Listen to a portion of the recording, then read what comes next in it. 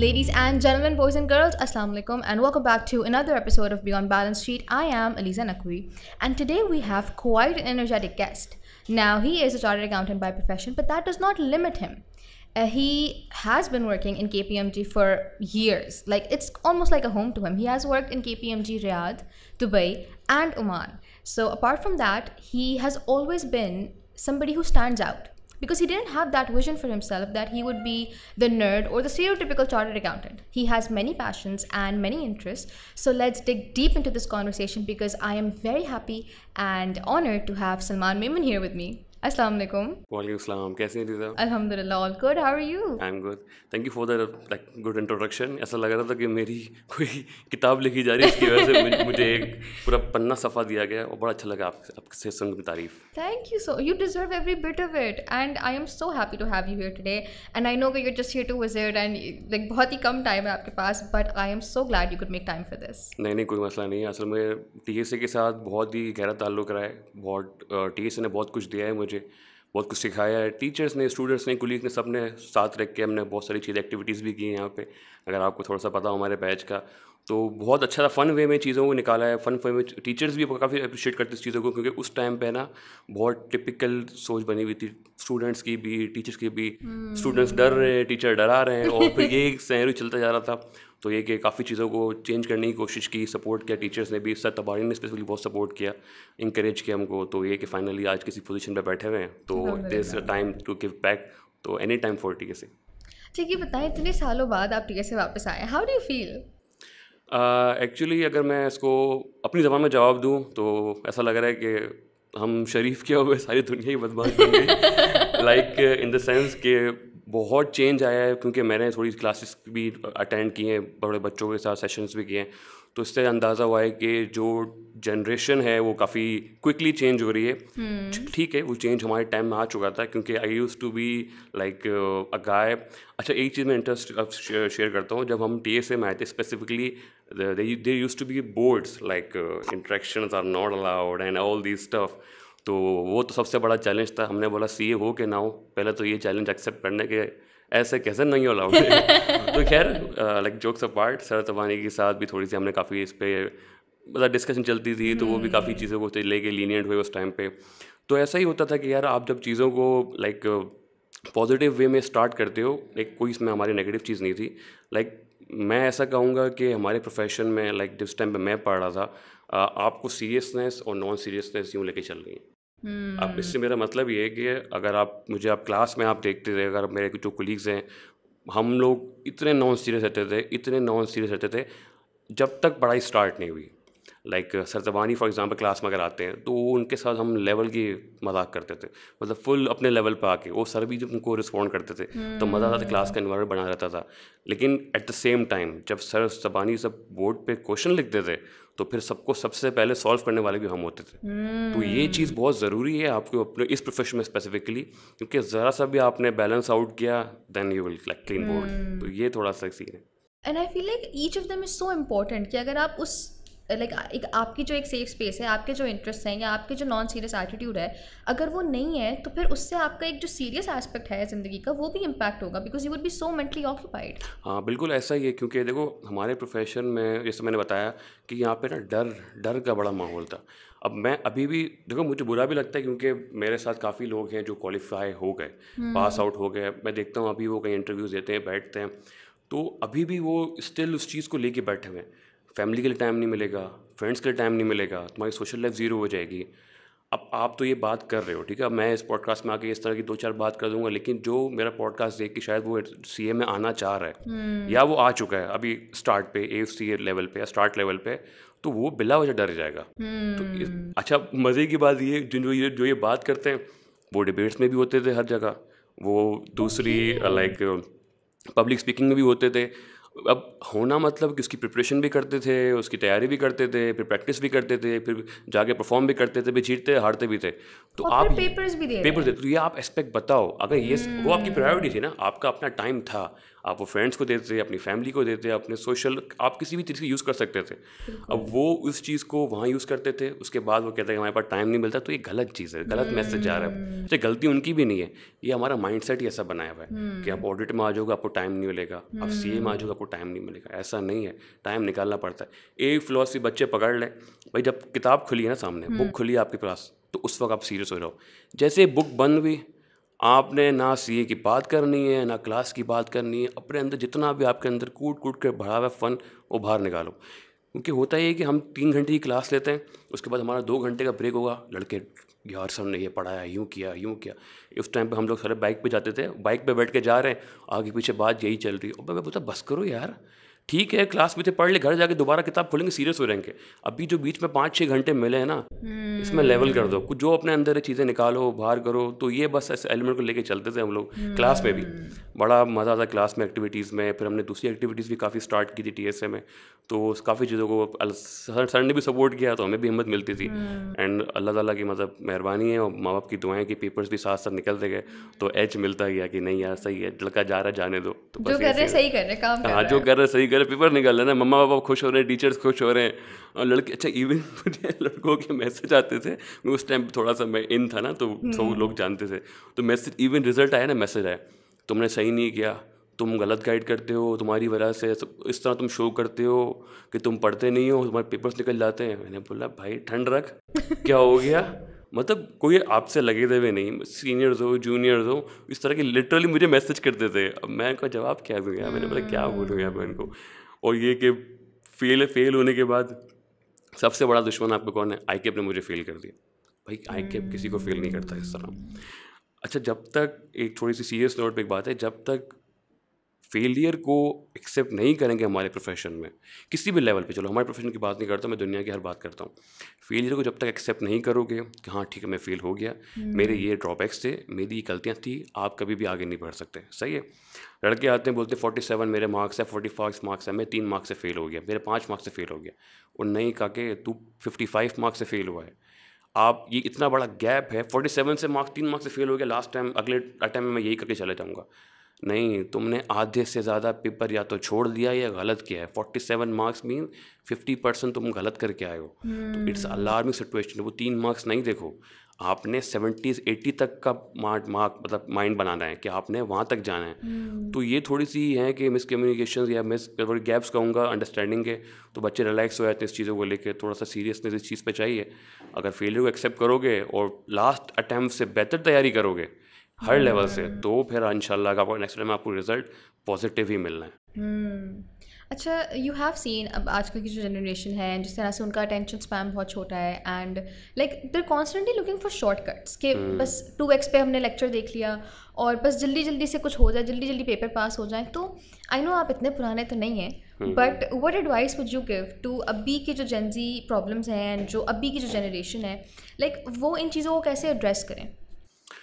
या बेसिकली जितना मुझे स्टूडेंट्स से और टीचर्स से बात करके अभी फील हुआ है, जो आफ्टर कोरोना जो ये इफेक्ट आया है कि रिकॉर्डेड लेक्चर्स का, और आपने रिकॉर्ड टीचर्स को ऑनलाइन क्लासेस ले ली, रिकॉर्ड लेक्चर ले लिए, अब लड़के चिल हो गए। मतलब जितने भी हमारे स्टूडेंट्स हैं चिल हो गए। मतलब रात में बैठे होंगे फ्री टाइम निकल के, एक हाथ में नेटफ्लिक्स चल रहा होगा, एक हाथ में लेक्चर चल रहा होगा, यहाँ लूसीफर चल रहा है, यहाँ लेक्चर चल रहा है, और जो असल जो लूसीफर है वो खुश हो रहा है, चलो ये बच्चा टाइम ज़ाया कर रहा है, पेपर भी ज़ाया करेगा, पैसे भी ज़ाया करेगा। तो ये हमारा प्रोफेशन नहीं है। देखो, हमारा प्रोफेशन कंपैरेटिवली बहुत रिवॉर्डिंग है, बहुत प्रेस्टीजियस है, तो इसके लिए आपको मेहनत भी थोड़ी सी हट के करनी पड़ेगी। इट्स नॉट लाइक कि आप नॉर्मल आप किसी कोई कोर्स कर रहे हो या नॉर्मल आप कोई सर्टिफिकेट ले रहे हो। ये बहुत लाइक इम्पॉर्टेंट टॉपिक है, बहुत इम्पॉर्टेंट ये आपकी रोल अदा करता है आपकी ज़िंदगी में। हम तो चलो होने के बाद हमें पता चला कि इसके इतने बेनिफिट्स थे जो कि अनसीन थे, हमें नहीं पता थे। तो इसके लिए बहुत मेहनत है। जितना मुझे लगता है कि इस प्रोफेशन में physical interaction with the teachers is very important. Like you need to be very attentive, you need to be like having a open mind, cross questioning चलनी चाहिए, क्योंकि आपको सर ने जो टॉपिक पढ़ा दिया, सवाल करा दिया, एग्जामिनर उस सेंस में नहीं आता है, वो आपको मल्टीपल चीज़ें टेस्ट करता है। तो ट्राई टू फोकस कि आप चीज़ों को लिंक करके, फॉर एग्जांपल सर अगर एक टॉपिक पढ़ा रहे हैं आपसे, एंड अगर आप फिजिकली वहाँ क्लास में होगे, तो then you can relate this topic with other topics and ask cross questioning. आप जब क्रॉस क्वेश्चन करते हो ना तो आपका माइंड भी खुलता है, और ऐसा होता भी है। मेरे साथ तो बहुत होता कि मैं अगर 3-4 चीज़ें ऐसी बात कर रहा हूँ तो कहीं ना कहीं वो एग्जाम में टच हो जाती थी, क्योंकि जब आप पढ़ते हो ना पास्ट पेपर्स को तो आपको लेवल समझ में आ जाता है कि भाई ये सीधा सवाल इसने नहीं करना है एग्जामिनर ने, उसने 2-3 टॉपिक को ऐसा हिडन रखना है, तब आपको समझ में आएगी कि यार ये किस तरह से पेपर को अटैम्प्ट करना है। तो मुझे लगता है कि फिजिकल इंटरेक्शन किसी भी अगर तरीके से कम हो गया है, टीचर्स की वजह से कम हो गया है, टीचर भी रिलैक्स हो जाते हैं कि ठीक है यार आराम से रिकॉर्ड कर देंगे, उनको फिर सेंड कर देंगे, या फिर स्टूडेंट की वजह से। तो मुझे ऐसा लगता है पर्सनली दोनों को ये चीज़ देखनी चाहिए कि मैक्सिमम जाएंगे फिजिकल इंटरेक्शन पे जाएं, फिजिकल क्लासेस पे जाएं, तो ये तो 2 वे कम्युनिकेशन में आपको चीज़ें वैसे ही आपको काफ़ी क्लियर समझ में आती है। ट्रू। अच्छा, you have had a very nice balance between these two things, like आप दोनों चीज़ों को, लाइक अपनी पर्सनालिटी को भी एंड अपने प्रोफेशन को भी आपने बहुत स्मूथली लेके चला है। तो what were some of your strategies, because you didn't give up on any one of these two, like you were always the energetic one, you were always the one who stood out, and you were always the one making jokes, but at the same time you were also somebody who wasn't a nerd but who knew what he was doing. तो आपने इसका balance कैसे form किया, and what were some of your strategies? अच्छा, मुझे मेरी अच्छी चीज़ सबसे मुझे लगता है जो ये थी कि मुझे बहुत जल्दी समझ में आ गई कि इस एग्ज़ाम्स का या फिर इस स्टडी का पैटर्न क्या है। Pattern the sense, for example अगर मैं आपसे बात करता हूँ, अच्छा समझ में इसलिए क्योंकि टीचर्स की वजह से समझ में आई। जब आप टीचर से बात करते हो, सतवानी के साथ मैं घंटों बैठता था। मैं अभी ऑन बात करूँ, मैंने कभी किसी को चीज़ बताई नहीं थी, क्योंकि उस टाइम पे होता है ना कि यार तू सर के साथ ज़्यादा वो कर रहा है, ये कर रहा है, तेरे क्या लगते हैं। लेकिन मैं आफ्टर क्लास सर के रूम में बैठता था, टीचर डिस्कस करता था, तो उनसे ही सीखिए। तो पॉइंट यही यहाँ पे वही आता है कि टीचर के साथ जब आप इंटरेक्ट करते हो तो आपको उनका एक्सपीरियंस मिलता है। यार एक बंदे ने 60 साल 70 साल की एक बंदी की अगर फॉर एग्जाम्पल एज है तो उसका एक्सपीरियंस कितना बड़ा होगा। वो आपको 5 मिनट में समझा देगा कि भाई किस तरह की सारी चीज़ों को लेके चलना है। आप ज़िंदगी भर अपनी निकाल दोगे, 20-30 साल बाद जो आपको चीज़ समझ में आएगी वो आपको जल्दी समझ में आएंगी। तो कमिंग टू द पॉइंट, मेरी स्ट्रेटेजी ये होती थी, मुझे ऐसा लगता है for example let's example suppose करते हैं 100 मार्क्स का पेपर आता है आपका, 20 मार्क्स के 5 सवाल दे दिए एग्जामिनर ने, ठीक है, 20-25 100 हो गए। अब मुझे ऐसा लगता है हर 20 मार्क्स के सवाल में ना 4 to 5 मार्क्स वो ईजी ही होते हैं। लाइक फॉर एग्जांपल 20 मार्क्स में उसने आपको एक टॉपिक आपसे एक टेस्ट कर रहा है, लेकिन उसमें 4-5 मार्क्स वो हलवे की देता है, ईजी ही देता है कि वो तो आप उठा ही लेते हो। तो मुझे ऐसा लगता है अगर आप पूरा पेपर अटैम्प्ट कर लेते हो ना, आई एम नॉट टॉकिंग अबाउट कि आपको टेक्निकलिटीज़ में जाना है, मैं सिर्फ अटैम्प्ट करने की बात कर रहा हूँ। आपने बोला चलो 5 सवाल मैं अटैम्प्ट कर लेता हूँ, तो हर सवाल से आप 4-4 5-5 मार्क्स आप ईजिली उठा सकते हो। कोई बड़ी बात नहीं है। एक सवाल से 20 मार्क्स के सवाल से जो बच्चा 5 मार्क्स भी नहीं उठा पा रहा ना, उसको सोचना चाहिए कि मैं इसको आगे क्या सोचता है अपना। मुझे लगता है नॉर्मल बंदा जो नॉर्मल स्टडी कर रहा है विदाउट एनी टेक्निकलिटीज़, वो 5 उठा के तो 20 मार्क्स तो आप ऐसे कवर कर लेते हो। फिर जंग सिर्फ 30 मार्क्स की है।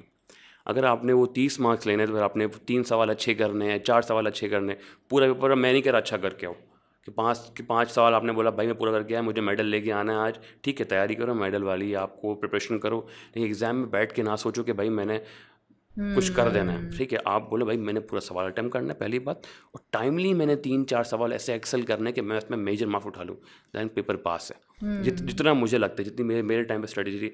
अब ये क्या पता नहीं, एग्जामिनर भी जैसे पता जनरेशन चेंज हो रही है, एग्जामिनर भी चेंज हो रहा है, तो थोड़ा सा ही कि अप्स एंड डाउन्स को रख के स्ट्रेटेजी ये होनी चाहिए कि बंदा पेपर अटैम्प्ट पूरा करे एंड चीज़ों को इस तरह लेके चले।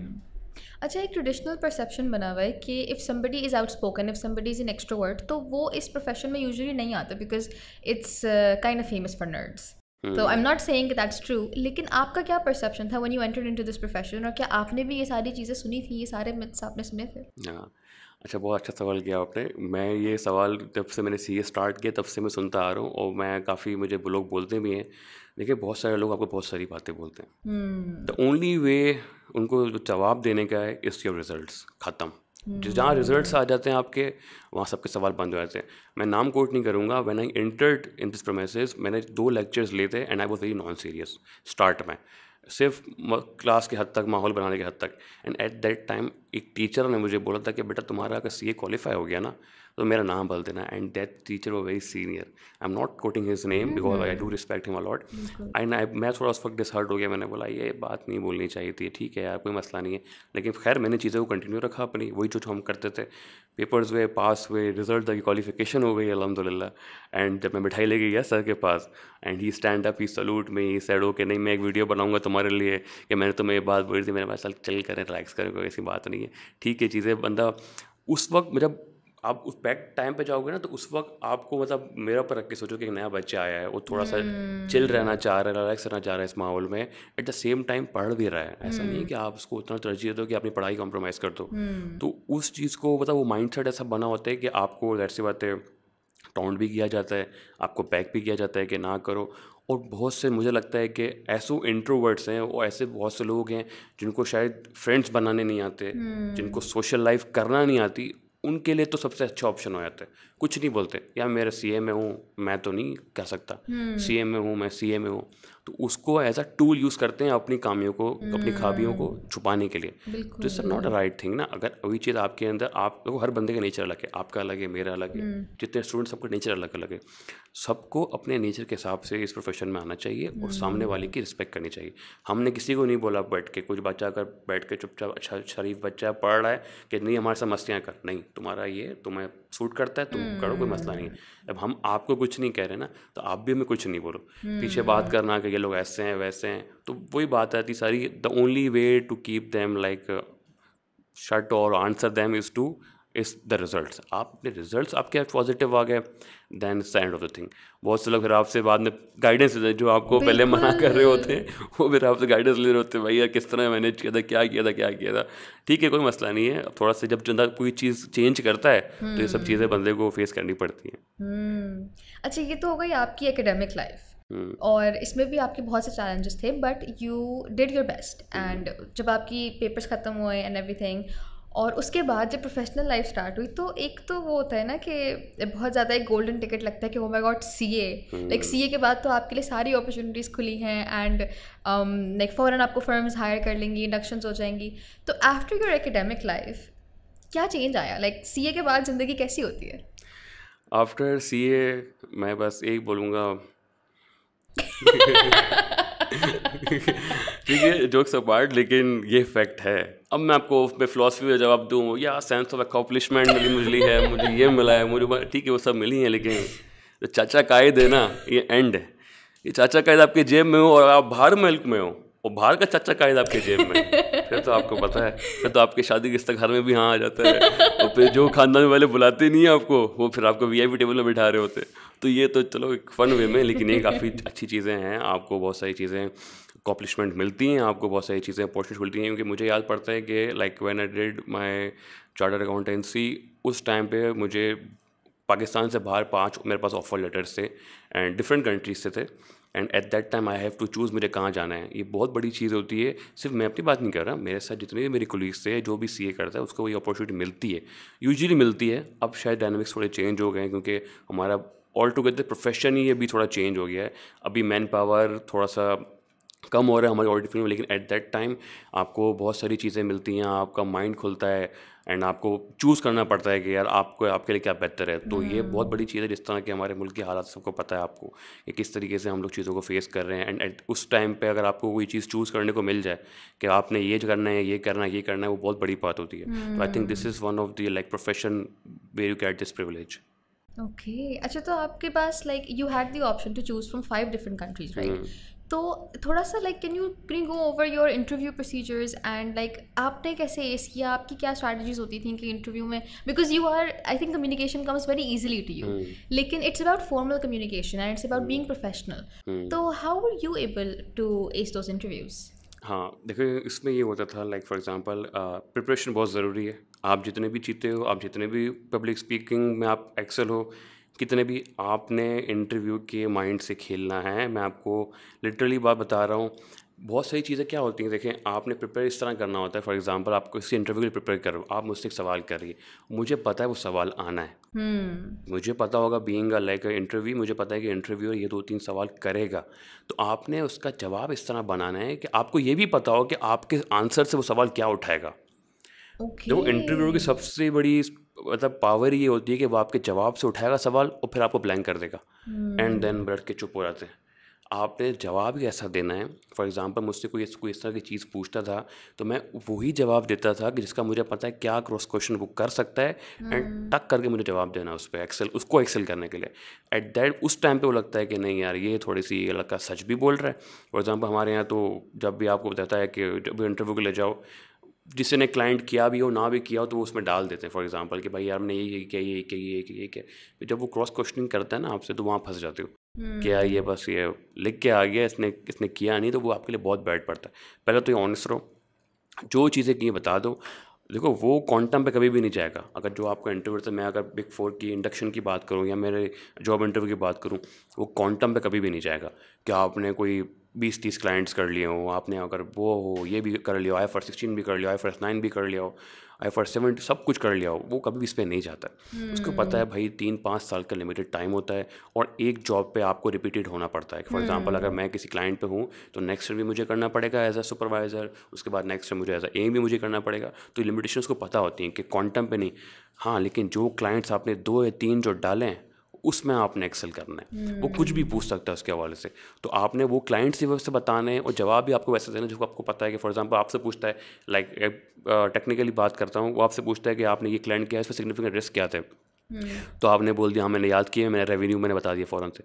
तो वो रेवेन्यू सुन के वो चुप नहीं रहेगा, वो आपसे पूछेगा कि रेवेन्यू सिग्निफिकेंट रिस्क क्यों था और सिग्निफिकेंट रिस्क को आपने किस तरह एड्रेस किया। फिर आप प्रोसीजर बताओगे, फिर बोलेगा प्रोसीजर आपने ये परफॉर्म किस तरह किया, कौन सी असेशन के लिए किया। तो आपने इस तरह लेके चलना है। तो मुझे पता है कि भाई इंटरव्यू में 110% ये पूछेगा सिग्निफिकेंट रिस्क क्या है, तो सिग्निफिकेंट रिस्क से लेके उसकी प्रोसीजर किस तरह की है वो पूरी चेन पता होनी चाहिए आपको। तो ये थोड़ी सी तरीके होते हैं कि सामने वाले को लगता है कि नहीं है ये जो बोल रहा है ये करके भी आया है। बाकी यार आप अगर क्वालिफिकेशन आपके पास है तो दे नो कि यार ही हैव द नॉलेज। वो कोई ऐसी आसान चीज़ नहीं है जो वैसे ही आ गया है। ठीक है, बहुत सारी चीज़ बंदे को याद नहीं रहती हैं, हमारे पास बुक्स हैं उसके लिए। अब मेरे पास पूरे आइज़ा की बुक है, स्टैंडर्ड की बुक है। I am not suppose to like memorise all these. बस मुझे पता होना चाहिए कि कोई सवाल है तो मैंने ये खोल के ये इसका आंसर है। तो बस ये चीज़ें होती हैं। ओके। अच्छा, आपने अपनी इंडक्शंस भी अपनी आर्टिकल्स भी KPMG से स्टार्ट की थी और अभी तक आप KPMG में ही हैं, तो कोई पर्सनल लगाव है आपका KPMG से या आपको बड़ा होमी फीलिंग आती है वहाँ से? अच्छा, KPMG से लाइक अगर मैं पाकिस्तान की बात करूँ तो आपको पता है कि सबकी प्रायोरिटी होती है कि फर्गूसन्स में जाए। बीइंग आर्टिकल्स के टाइम पे सबको मतलब प्रायोरिटी सबकी होती है, हमारी भी थी। टैक्सी पर हमने इंटरव्यू भी दिया था, लेकिन कुछ टेक्निकलिटीज़ की वजह से आई थिंक मेरा वहाँ पे नहीं, मतलब there is no shame, there is like no कोई मसला नहीं है। ठीक है, मैं गया, मुझे उन्होंने असेस किया, मेरा सेकंड इंटरव्यू हुआ, फिर मुझे अब बोला आपको होल्ड पर रख रहे हैं, देन बोला कि नहीं यार हम आपको कंसिडर नहीं कर रहे। ठीक है, सेकंड ऑप्शन KPMG, ऑलवेज में KPMG किया, वहाँ अच्छा इंटरव्यू हो गया, वहाँ सिलेक्शन हो गया। वहाँ मुझे ना लोग बहुत अच्छे मिले। बहुत मुझे जो मेरे कोलीग्स थे, मैं बहुत कुछ के मुझे नाम भी ले सकता हूँ। जैसे इरफान है, मेरा मैनेजर था वहाँ पर, दानियाल है, बहुत सारे लोग मुझे KPMG में ऐसे मिले कि जिन्होंने मुझे बहुत सपोर्ट किया। सादिक है, नायला बाजी हैं, उन्होंने बहुत सपोर्ट किया पेपर्स के टाइम पे भी। और ये कि कभी भी ऐसा फील नहीं होने दिया कि नहीं यार यहाँ पे बस काम करो, और नहीं, सबको पता था और थे भी बेचारे हमारे 1-2 साल ही बड़े थे, उनको पता था कि नहीं यार ये एज ऐसी है कि अपने पेपर्स निकाल लें। और तो बस इसी चीज़ को लेके हम चले थे। और सबसे अच्छा फ़ायदा मेरा बेनिफिट ये हुआ था KPMG का मुझे कि पढ़ाई का टाइम अच्छा मिल गया, तो मुझे ये लगता अच्छा डिसीजन था। क्योंकि मुझे याद पड़ता है when I was like selecting the exam for final, CA final में हमारे 6 एग्ज़ाम्स थे एंड देन MSA थे। तो 6 एग्ज़ाम्स में क्या थे, FFR, BFD, law, audit, BM, tax. अब लोग क्या करते थे, सेलेक्ट करते थे, मतलब अब मैं 2 कैटेगरी बनाता हूँ। FFR मतलब financial reporting, BFD and law, ये 3 मेन थे। ये मतलब उसका क्वांटम भी बड़ा होता था, चीज़ें भी बहुत मुश्किल होती थी। And then on the other side audit, BM, tax, ये थोड़ा सा समझ आते थे कंपैरेटिवली ईजी हैं। हलवे नहीं वो भी, लेकिन कंपैरेटिवली ईजी है। तो हमने क्या होशियारी की थी कि हमने बोला कि नहीं, अभी 1.5 साल पहले मिला है तो ये 3 मुश्किल उठा लो। एंड प्रॉब्लम ये थी बगैर गैप, क्योंकि ऐसा कोई उठाता नहीं था। लोग गैप के उठाते थे, FR उठाया तो लॉ उठा, वो BM उठा लिया, ऑर्डर उठा लिया तो गैप मिलता था। अब मैंने लाइन्स उठाए थे FFR, अगले दिन एग्जाम डेट्स की बात कर रहा हूँ, FFR then BFD then law, तीनों मेन सब्जेक्ट्स थे और तीनों हमने उठा लिए थे। और ये कब है लाइक एक साथ है ना, मंडे ट्यूसडे वेडनेसडे, ये 3 पेपर थे लास्ट। और 3 आपको पता है, फिर तो लॉ वाले पेपर में तो बस यही था कि या तो सो जाओ या कर जाओ। तो बहुत मुश्किल था, लेकिन ये कि बहुत प्रिपरेशन थी पीछे इसके। अल्लाह का शुक्र है तीनों 1 गो में निकल गए। लेकिन उसके पीछे वही बात थी, जो हमारी कोलीग्स थे उन्होंने बहुत सपोर्ट किया, उनको पता था मेरा कॉम्बिनेशन बहुत मुश्किल है। मुझे लीग्स पे भी काफ़ी सपोर्ट किया, बाकी of the like other than leagues मुझे काफ़ी सपोर्ट किया। तो ये कि फिर अल्लाह का शुक्र है चीज़ें निकल गई। तो ये कि बहुत फ़र्क पड़ता है, आपके फॉर्म 3 के मैटर करती है, लेकिन एट टाइम्स आपके साथ जो लोग हैं वो बहुत मैटर करते हैं। क्योंकि हमने ऐसे भी देखा है कि बड़ी बड़ी फर्म्स में जाके बेचारे पेपर्स नहीं निकाल पाते बिकॉज उनको लोग अच्छे नहीं मिलते, उनको सही ट्रीट नहीं करते। तो लोगों के साथ बना के रखना, क्योंकि आपका प्रोफेशन ही ऐसा है कि आपने लोगों के साथ ही काम करना है, या तो आपकी स्टूडेंट लाइफ हो, या तो आपकी इंडक्शन वाली लाइफ हो, या फिर आपकी जॉब हो, आपने लोगों के साथ बना के रखनी है। एंड आप किस तरह लोगों को अपने साथ रखते हैं, ये बहुत ज़रूरी है। सिर्फ बुक पढ़ने से मुझे लगता नहीं ये चीज़ें आपके लिए काम आएंगी। तो बस ये। अच्छा, एक चीज़ जो आपके बारे में बड़ी मशहूर है वो है आप मिमिक्री बहुत अच्छा करते हैं। तो आई थिंक कोई फर्स्ट कम्यून तो आपने ही करवाया था, you and few other team members as well. बिल्कुल। तो मैंने सुना है वहाँ पे आपकी 1.5 घंटे की परफॉर्मेंस थी और उसमें आप सिर्फ मिमिक्री कर रहे थे। हाँ, असल में सीन ये था, हमारे जब सरतवानी तो इस चीज़ को थोड़ा सा मतलब कहते थे कि नहीं बस थोड़ा सा, फिर हमने काफ़ी इनको समझाया, चीज़ें काफ़ी हुई तो वो ठीक है ओके हो गए थे। सर फहाद हाशमी ने बहुत अच्छा रोल अदा किया है, वो तो भाई हमारे साथ ही मतलब इतनी हमने मीटिंग्स की हैं, इतनी की हैं कि भाई कुछ ना कुछ करना है। तो एक TSA का पहला कम्यून में भी मुझे याद है 4 सीजन्स पे हुआ था, तकरीबन 1000-1500 बच्चों का क्राउड था, बहुत अच्छा सीन था। अच्छा, वहाँ मेरा सीन ये था कि मुझे उन्होंने 2 चीज़ें मेरी थी, एक तो मेरा कार्ड्स मैजिक का मेरी परफॉर्मेंस थी, एक मेरी मिमिक्री थी, टीचर्स की मिमिक्री थी। समद दाऊद एंड माजिद मसूद, तनवीर खत्री, वो 2-3 उस वक्त जो टीचर्स थे उनकी मिमिक्री थी। अब ये कि मेरा लास्ट परफॉर्मेंस था कि भाई लास्ट में आपने करना है, मैंने बोला ठीक है कोई मसला नहीं है। अब सर से पता वेट भी हो रहा है, एक्सपेक्टेशन भी लोगों की बढ़ रही है, अब मेरे भी हाथ पाँव टाइट हो रहा है। मैंने बोला इतना बच्चा है यार, पता नहीं समझ आए कि नहीं आएगा, लेकिन ठीक है लगे हुए थे, बस प्रैक्टिस कर रहे थे, हो जाएगा। मसला ये हुआ, जो होस्ट था वो मेरे पास आधे 1 घंटे पहले आया, मुझे कह रहा है कि यार तुम्हारे से पहले जिसका परफॉर्मेंस था उसकी तबीयत हो गई ख़राब, अब हमारे पास टाइम ये है एंड खाना हमें इस टाइम पे खोलना है, यूँ करना है। मैंने बोला भाई तो बोला लास्ट परफॉर्मेंस तो तुम्हारा ही है। मैंने बोला तो बोले तुमने खींचना है। और लो, मैंने बोला यार ये मेरे ऊपर कहाँ डाल दी तुमने ये चीज़। अब बोला नहीं कुछ सोचो कुछ करो। अब सोच रहे हैं लगे हुए। मैंने दोस्त को बोला क्या करें क्या नहीं करें, क्योंकि क्वांटम होता है, क्योंकि आप मिमिक्री में भी ऐसा होता है कि आपको रिस्पेक्ट रखनी पड़ती है, कि मतलब ऐसा नहीं कि मैं कोई जोक्स ऐसे कर जाऊँ कोई टीचर्स को बुरा लग जाए। अब उस वक्त मेरे दिमाग में है कि थोड़ी सी ना इमरान खान की भी पैरोडी प्लान नहीं थी उस वक्त, लेकिन तो हो जाती है। तो मैंने जल्दी प्रैक्टिस की, दोस्तों ने बोला हाँ ठीक है ये वाला बेस सही लग रहा है, इसमें आवाज़ सही आ रही है। तो फिर 5-10 मिनट में 20 मिनट में मैंने जल्दी सोचा क्या करूँ, पूरी कहानी बनाई। इतने हमने इसमें चीज़ें डाल दी कि इमरान खान आया, CA में आया, उसने CA छोड़ दिया, फिर वहाँ चला गया, बहुत इतनी कहानियाँ की, लेकिन इसका रिजल्ट लिया वो एंड हो गया। वो जो परफॉर्मेंस थी ना वो भाई मतलब फाड़ दी। मतलब परफॉर्मेंस में ऐसी थी कि मतलब लिटरली मुझे नेक्स्ट डे मुझे इतने मैसेजेस आए थे फेसबुक पर उस टाइम चलते थे हम लोग, इतने मैसेज आते थे कि यार ये वो, तो बड़ा अच्छा लगा कि नहीं एट टाइम ऐसा होता है कि आपके अंदर का आपको जो आर्टिस्ट को सबके अंदर छुपा होता है, उसको बस मौका चाहिए निकलने का। तो वो जो प्लान किया था वो तो थी, लेकिन उसके बाद ये वाली चीज़ है कि अनएक्सपेक्टेड चीज़ आई। तो वो इमरान खान को हम ले गए, आधा पौना घंटा खींच दिया हमने, CA करा दिया आपने उनको? उसको CA भी करा दिया, नहीं फेल कराया। अच्छा फेल हुआ, पॉलिटिक्स में गया और फिर उसको फिर जमामा मिली, बहुत अच्छा सीन था वो। तो बस ये सीन थे। तो I know this is very on the spot, लेकिन अगर आप थोड़ी सी मिमिक्री कर सकें फॉर अस अभी एनीथिंग दैट यू वांट। हाँ ट्राई कर लेते, मसला नहीं है, थोड़ा बेस चाहिए होता है ना, बट थोड़े रस्टी तो नहीं हो गए आप? नहीं। अच्छा ओके इमरान खान की पहले करते हैं ओके स्टाइल के साथ। ओए तब्दीली आने रे, तब्दीली आ गई है, और यकीन करें, और जब पाकिस्तान तहरीक इंसाफ की गवर्नमेंट आएगी आप देखेंगे हम एक नया निज़ाम लाएंगे, हम जजेस की तनख्वाहें बढ़ाएंगे, क्योंकि अब तब्दीली आने रही, तब्दीली आ गई है। बस बस ये थोड़ा सा था। Wow, okay, that was really good. Wow, bhai, you are a man of many talents, and even though your profession was it occupied and it consumed so much of you, but I think what's really important to highlight is that you did not let go of that. Like आप अभी भी this was very on the spot and you were all ready to do it and you were very good at it as well. तो I feel like कि ये एक बड़ा अच्छा balance है और एक बड़ा अच्छा blend है of your personality and your profession, and I'm sure it gives you an edge in your professional life as well. नहीं बिल्कुल ऐसा ही है, क्योंकि देखो होता पता है क्या है, आप अगर आपका माइंडसेट सब बना होता है ना तो आप बहुत कैची हो जाते हो। फॉर एग्जांपल मेरे साथ जब मैं टीचर के साथ पढ़ता था तो मैं सिर्फ उनके लेक्चर्स को मैं पूरा कैच करता था, उनको पर्सनालिटी, बोलने का तरीका दिमाग में चल रहा होता था। इवन ऐसा होता था कि हम क्लासेस के बाद क्या करते थे, सब चले गए, मेरे 2-3 मेरे फ्रेंड्स रह गए और मैं स्टेज पे खड़ा हो जाता था क्लास पे, क्लास के जो स्टेज था हमारा बना होता था ऊपर बना होता था। अब मैं वहाँ परफॉर्म कर रहा हूँ, कभी तमीन खत्री बन गया हूँ, कभी माजिद मसूद बन गया हूँ, कभी समद दौद बन गया हूँ, ऐसे ऐसे इम्प्रूवमेंट आती थी। तो ना इतने तेज़ थे लोग TS हैं, पता है हर क्लास में उन्होंने कैमरे छोड़े हुए हैं। वो भाई पकड़ लिया मुझे एक दिन, बोला ये आप लोग डेली क्लास में क्या करते हो? मैंने बोला मैं पढ़ा रहा होता हूँ। बच्चे पढ़ रहे होते हैं, बोलते हैं कैसे कैसे पढ़ रहे होते हैं, कोई यहाँ गिर रहा है, कोई वहाँ गिर रहा है, कोई ये कर रहा है। मैंने बोला फिर थोड़ा सा एक रिवील कर दिया, भाई हम लोग थोड़ी सी करते हैं, मस्ती करते हैं, टीचर्स की पैरोडी करते हैं। तो उससे वो पिक हुई चीज़ सतबानी तक गई। सतबानी ने फिर मुझे बुलाया, बोला मेरे सामने करो। फिर मैंने समद दाऊद की करके दिखाई तो उनको अच्छा लगा। फिर उन्होंने समद दाऊद को बुलाया तो बोला इनके सामने करो इनकी, तो फिर मैंने इनकी की, फिर मारिस मसूद की। तो इस तरह है कि फिर तो सब ने बोला कि उसको फ़न वे में एक एक्टिविटी कर सकते हैं, और फिर ये इस तरह हमारी प्रिपरेशन हो गई और तैयारी हो गई। अच्छा, अगर मैं आपको कहूँ कि आपसे समद दाऊद करें तो हाउ वुड दैट बी?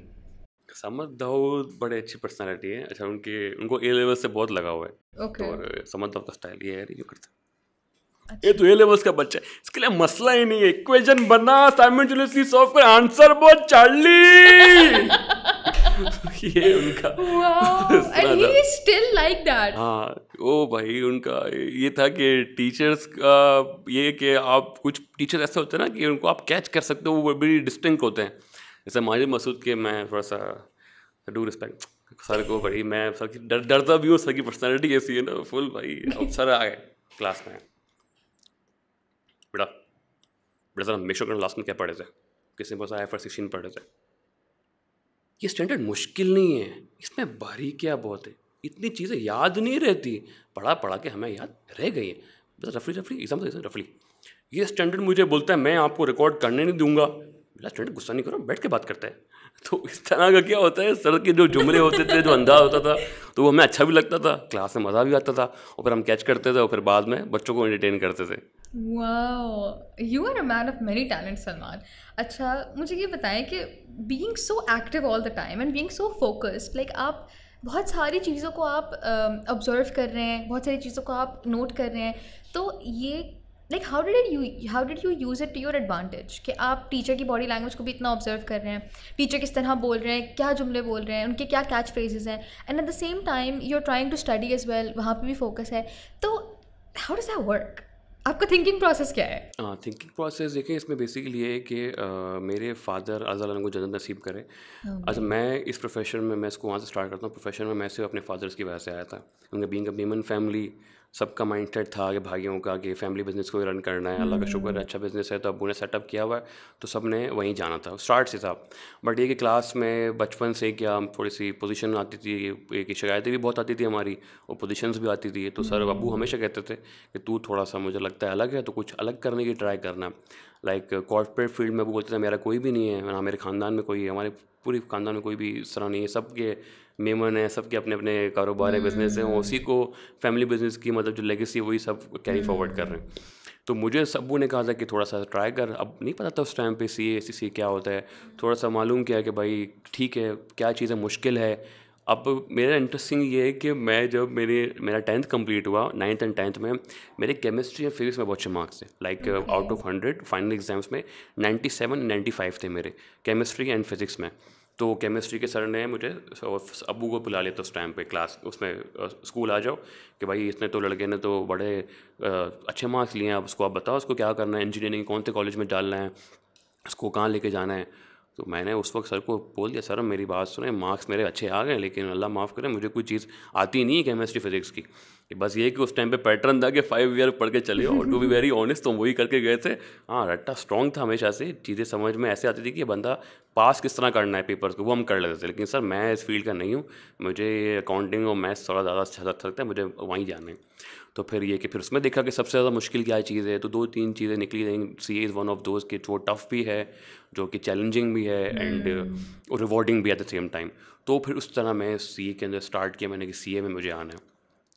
अब्बू को मैं इस तरह लिंक करता हूँ क्योंकि मैंने अपनी ज़िंदगी में अपने फ़ादर से बहुत कुछ सीखा है, बहुत कुछ सीखा है। मेरे फादर ने मुझे हमारी जनरेशन का सबसे बड़ा मसला ये है कि they don't spend time with the parents. ये बहुत बड़ा ड्रॉबैक है। आप अपने पेरेंट्स से वो चीज़ ले सकते हो, मैं लिटरली बताता हूँ कि वो दुनिया का कोई बंदा आपको नहीं दे सकता, कोई किताब नहीं दे सकती, कोई टीचर नहीं दे सकता।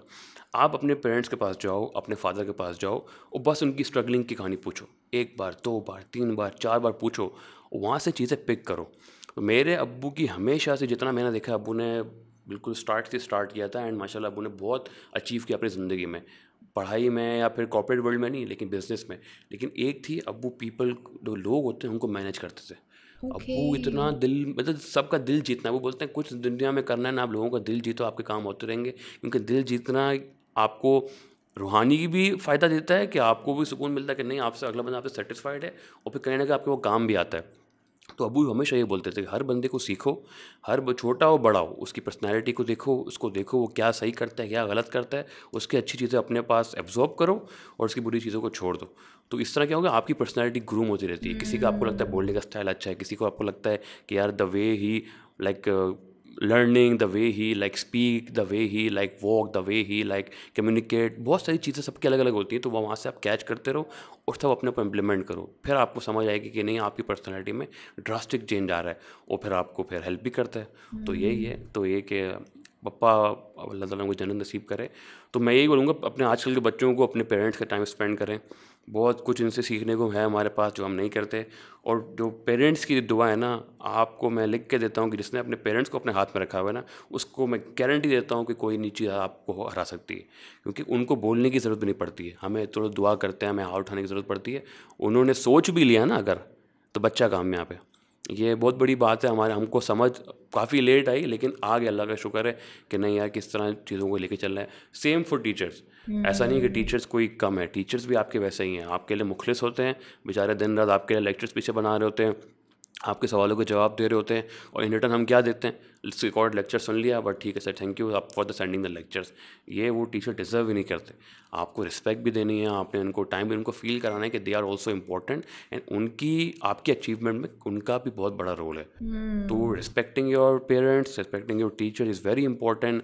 अपार्ट फ्रॉम कि आप किताबें आप रट के चले आओ, वो अपनी जगह पे है, लेकिन ये चीज़ भी बहुत मैटर करती है अगर आपको सक्सेसफुल होना है तो। So Salman, you've been in this profession for such a long time and I'm sure you're here to stay. तो आपको क्या लगता है कि इस प्रोफेशन का, लाइक स्पेशली अगर हम ऑडिट की बात करें, तो what is the future for audit and specially with AI and everything going towards technology, आपको क्या लगता है कि what is like where do you see this profession in like 10 years? Actually, like as you mentioned, I have got a chance to work with KPMG, Oman, KPMG Dubai, KPMG Pakistan, and currently working KPMG Saudi Arabia. I think all these firms are doing well, but I think KPMG Saudi Arabia they have some crazy plans with respect to the auditing and the future of the audit. Like there are very big names who are actively working on all these things, like Mr. Abdullah Fawzan itself, Mr. Kashif, Mr. Tariq, Mr. Farouk Kareem, Mr. Yasser Iqbal, Mr. Fadil Duseri, Mr. Taha, and these are all the big names who are actively working for the development, for the betterment of the auditing. They are heavily investing itself on artificial intelligence, data analytics, and all this stuff. So I think the auditing will be more advanced, and it's not majorly dependent on the manpower. They are becoming artificial, they are becoming automated, and I think KPMG Saudi Arabia is the firm who is actively working on to change the traditional method of auditing. I think it's like this. Wow. Salman Memon, thank you so much for your time, for this lovely conversation. And I think ये जो podcast है ना, it was a blend of both of your personalities. Like हमने बहुत serious issues भी discuss किए और हमने आपके बारे में, आपकी personal life and things that excite you and things you have passion for, हमने वो भी डिस्कस की. And it has been an amazing conversation. Thank you so much for taking out the time. बहुत सारी दुआएं आपके लिए. And I hope that you continue to be this fun-loving, extroverted and sophisticated person at the same time. बड़ा मज़े का balance है. I hope you maintain it and I hope you grow even further personally, professionally and everything that comes with it. I hope it goes really well for you in the future. Inshallah. Thank you for the rich wishes. And बस मैं आपको भी यही कहूँगा कि आप लोगों ने जो चीज़ स्टार्ट की है बड़ा अच्छा इनोवेटिव है बच्चों के लिए, और जिस तरह की जनरेशन चेंज हो रही है उसके लिए काफ़ी चीज़ें ज़रूरी हैं कि आप पुराने लोगों को आगे लेकर आएँ, उनको समझाने के लिए, गाइड करने के लिए. And like it's a very great effort. I hope you will also get a good success. Thank you so much. Thank you. Thank you. Alright guys, that is all for today. Sadly we have to end, but I will catch you guys again in another episode.